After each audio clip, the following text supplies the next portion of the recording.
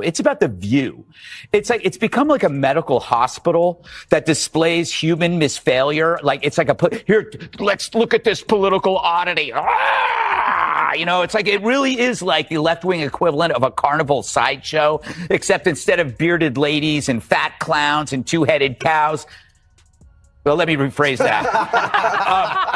But The View is a victim of the sunk cost fallacy. You know, how can you now speak the truth when for years you've been telling lie after lie after lie? Now you're carrying this big bag of rocks around you because it's too harmful for their ego to admit that we really were dishonest. Sonny Hostin found out the hard way that going head-to-head with Greg Gutfeld without a solid comeback plan is a dangerous game.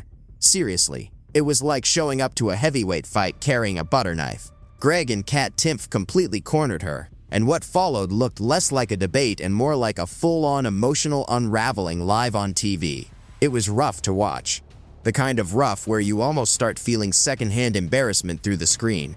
If anyone ever teaches a class on how sarcasm can completely throw somebody off balance, this moment deserves its own chapter. So what exactly did they say that got under Sonny's skin so badly?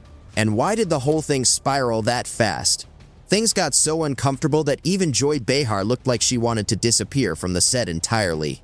This wasn't just another TV argument. It turned into a brutal showcase of verbal takedowns. Let's unpack exactly how it all fell apart. It's amazing how Joy and Whoopi became the smart ones. For me, the most shocking thing about the conversation was how truly boring it was. They're like, well, the cicadas, they're cicadas. Okay, but it was like every 100 years. No, it's every 17 years. Do you know how many Emmys this show has? 31. 31 Emmys. This show has 31. I mean, I'd hate to see the conversations that don't make headlines. Sonny Hostin was cruising through what seemed like a pretty normal week, or at least normal by daytime TV standards. You know, sitting at a national talk show desk where every opinion gets delivered like it's the final word on the subject.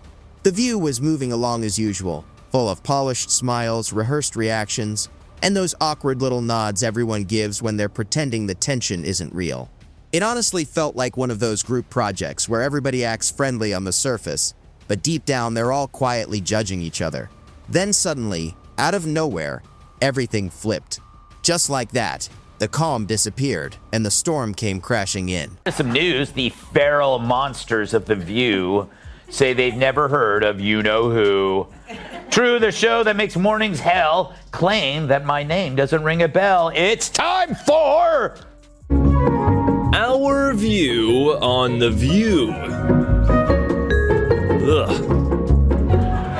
Yeah, the witch's coven finally shows me some lovin'.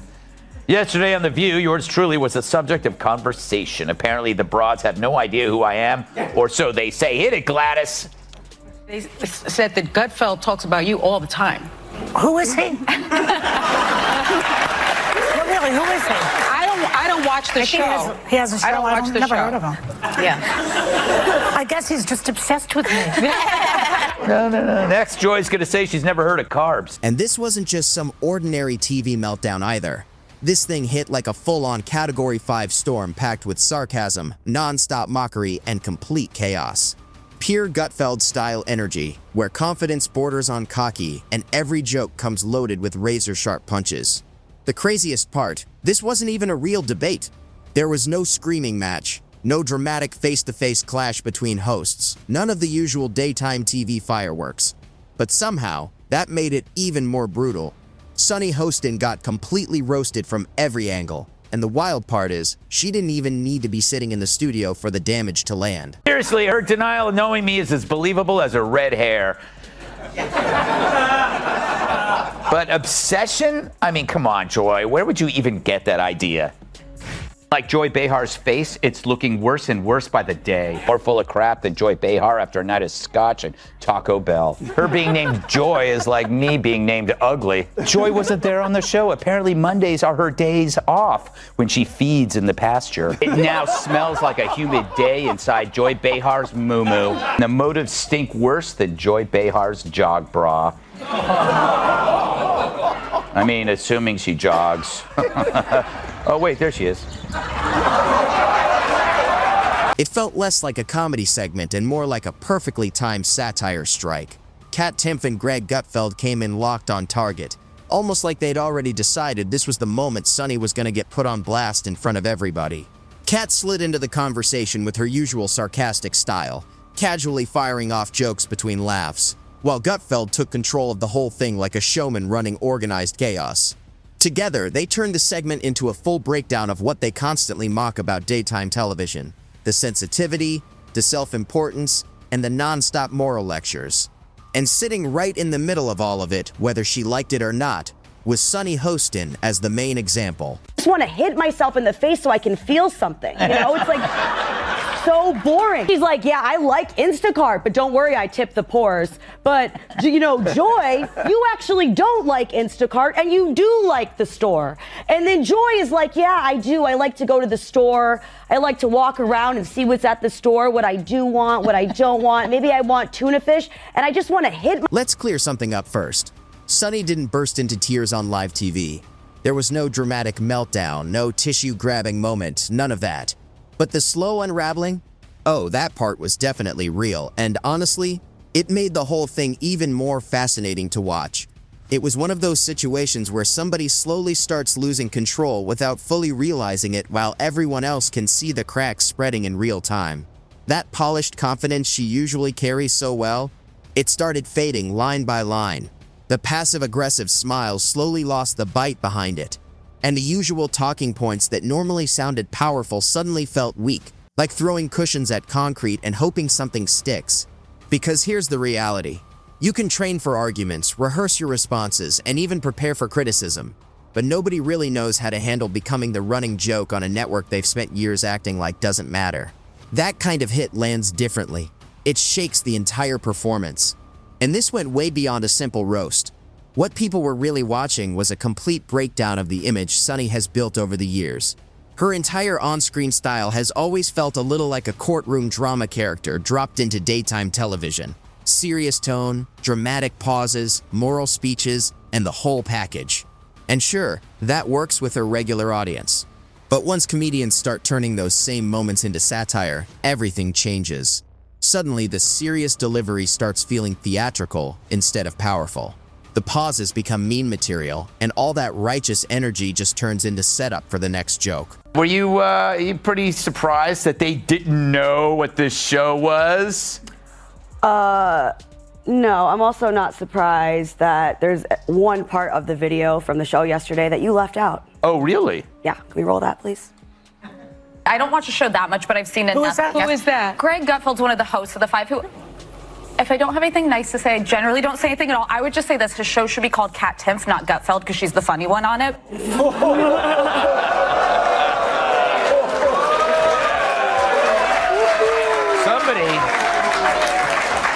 Somebody's flirting with little Cat over here. Well, she's the Republican one at the table, but I just think as a libertarian, I'm always looking to find common ground with other people because nobody really shares my politics. So I find some common ground in The View where she thinks I'm funny and I agree. What made the whole roast land even harder was the fact that Kat Timpf never had to yell, lose her cool, or even look remotely bothered. She did most of the damage with a smirk, and that sarcastic little laugh that basically translated to, "Oh wow, bless your heart," delivered like a slow-motion verbal slap.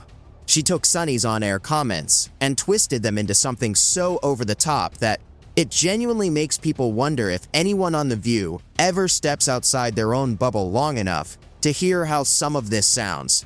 And Gutfeld? He was completely in his element, running the segment like a showman enjoying every second of the chaos. This wasn't just another comedy bit to him. It felt like a carefully planned roast. He had that grin of somebody who knew exactly how much damage was being done and was having way too much fun watching it unfold. He kept drawing a line between his panel's sarcastic, no-filter humor and the ultra-serious tone daytime TV leans on, almost like he was setting up target practice. Meanwhile, Sunny never really got a chance to recover. It felt like every attempt to hold composure just led to another hit coming her way. She kept trying to smile through it, but you could almost see her mentally checking for bruises after every jab. And honestly, the biggest punchline came afterward. No fiery response, no social media rant, no vague Instagram quote trying to reclaim the moment. Just silence. And somehow that silence spoke louder than any comeback probably could have. The true sign of the apocalypse is someone that dumb has a law degree. Worse, if your name has the word sun in it, there's no excuse for not knowing how an eclipse works. But it's no surprise that Joy is the one who understands science. She's been on the science diet for years.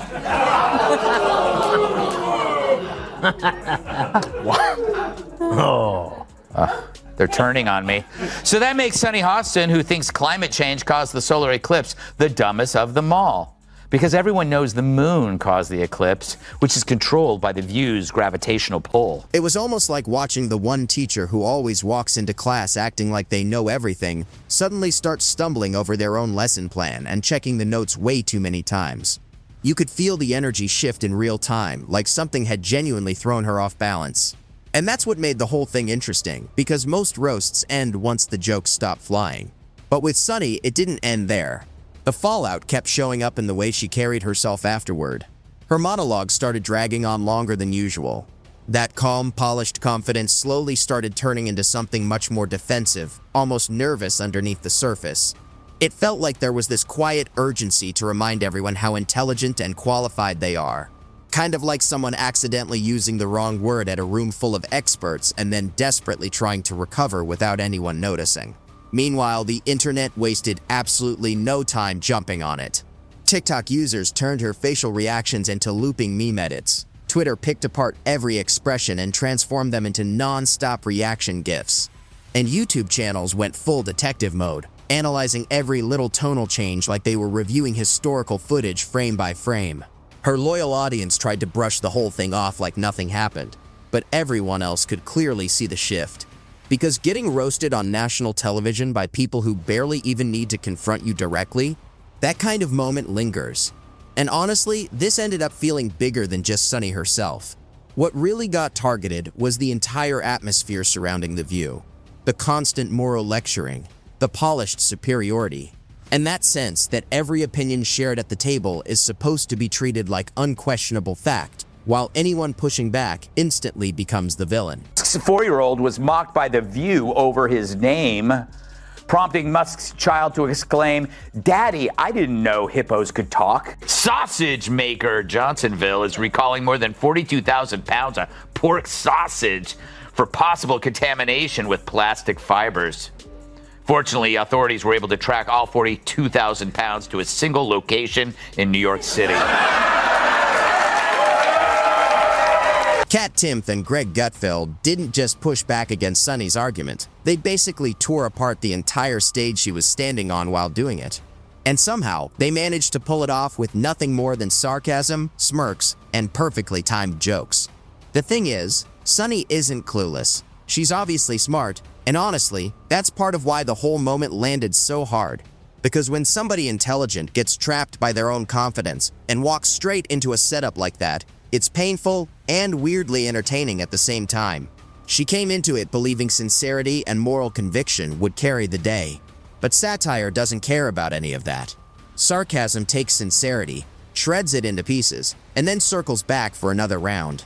Meanwhile, the Gutfeld crew had already moved on to the next target, probably hunting for another overly serious TV personality to poke at, while Sunny was left trying to act unbothered, sitting at the table sipping coffee like everything was completely normal, even though the room already felt like it was burning down around her.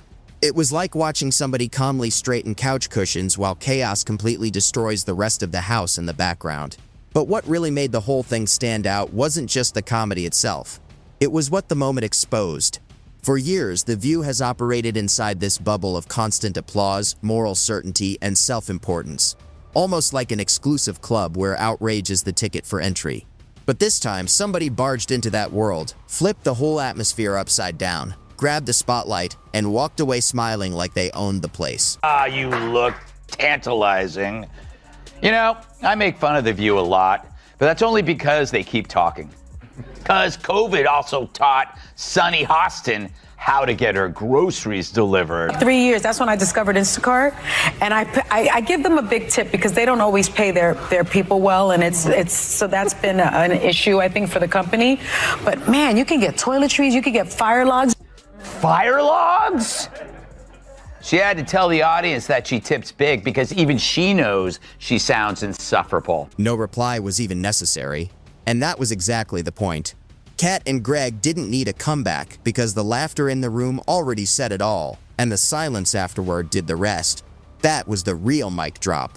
Sunny trying to power through it like nothing happened only made it more noticeable, because nothing gives away being thrown off quite like someone working overtime to look unbothered. And while her supporters quickly jumped in with defenses, hashtags, and long explanations trying to reframe it, most people were just watching the moment unfold like it was pure entertainment. Because when someone builds their entire presence around being composed, confident, and in control, even a small crack in that image stands out. It's strangely captivating to watch. Like a swan trying to keep gliding after slipping on something unexpected. That's where comedy hits its stride. It doesn't respect status, titles, or carefully crafted personas. It only reacts to what feels awkward, exaggerated, or unintentionally funny. And in that moment, Sunny didn't become a target because she was foolish, but because her seriousness made the contrast even sharper. Sure, the view will keep going. The mugs will still clink, the talking points will still be delivered, and Sunny will still sit at the table holding the same steady role, but something in the picture shifted slightly. A small crack appeared in that polished image, and with every replay, every clip, every meme that spreads, that crack seems to widen just a little more. Brains are small, but who's the dumbest one of all? True, none of them are in Mensa, but who's the most densa? Perhaps it's Sunny who mastered the art of making idiots look smart. Now, The View could ask a mirror who's the dumbest one of all, but there's no way that glass doesn't shatter. They didn't even need to mention her name, and that's exactly why it landed so hard. Gutfeld and Kat Timpf basically held up a mirror wrapped in sarcasm, and Sunny ended up reacting like she was staring straight into it. That's usually when you realize things have gone off track. When a comment isn't clearly aimed at you, but you still jump in like, "Excuse me? Are you talking about me?" As if the whole room already decided it was. That kind of reaction doesn't really come off as defensive. It starts to feel more like an unintentional tell. Kat, with her signature mix of deadpan delivery and playful edge, tossed out a roast that was wide in scope but sharp in tone, the kind that only hits personally if you already feel exposed. And that's what seemed to happen. Sunny didn't get pulled into anything. She kind of stepped into it herself, like she saw the spotlight and assumed it was meant for her. Arms wide, ready to respond with something like, "My publicist will handle this." Meanwhile, Gutfeld was just sitting back laughing like someone watching an improv scene where one actor doesn't realize they've already become the punchline. That's what made the moment work so well. There were no names needed, no direct callouts. Just a tone, half sarcastic commentary, half exaggerated media critique, and that was enough. Sunny ended up reacting so strongly it felt like she was doing half the job for them. Honestly, they barely had to escalate anything. Even if Gutfeld had been reading something as boring as an instruction manual, it probably still would have been interpreted as a personal indictment of her entire worldview. People have to wonder, where does Sunny Hostin get her opinions? Like you said, and it's obviously from her husband. She has to tell her what to say on The View, because without it, she's got nothing up there. She's not very bright.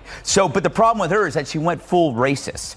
She injected skin color into a fairly generic behavior seen in all spouses, regardless of skin color. People marry, they listen to each other, they have something in common with them, they share their political views.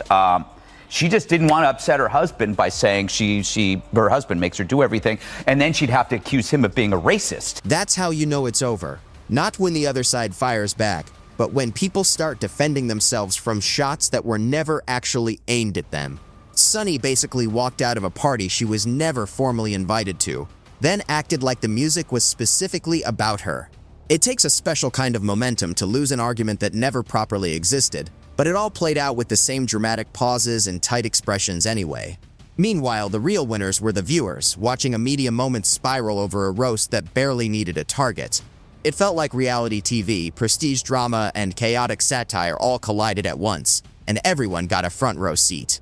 Not because it was profound or polished, but because there's something undeniably entertaining about watching ego wrestle with sarcasm and end up getting flattened by its own seriousness. That's the thing, when ego steps into comedy space, it rarely leaves looking composed. It just becomes material.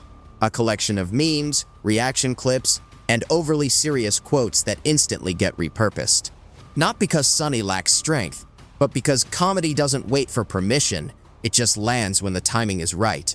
And Kat's and Greg's timing was locked in perfectly. They didn't even need a knockout line. The reactions and silence did most of the work for them. And then came the aftermath. While Sunny moved on to her next carefully worded segment, maintaining that steady, composed delivery. It was easy to imagine Kat somewhere off camera laughing over it, and Greg already spinning new material from the moment. Not out of bitterness, but because satire feeds on people who act untouchable. Sunny will keep the polished tone, the controlled presence, and the familiar rhythm, but the audience has already seen the shift. And once you've seen the curtain slip, it's hard to fully buy into the illusion again. In the end, the strongest moment didn't need to be said out loud. It showed up as sarcasm, delivered through silence, and amplified by reaction. And for Sunny, the real sting wasn't being roasted, it was realizing the roast ended, but the echo didn't.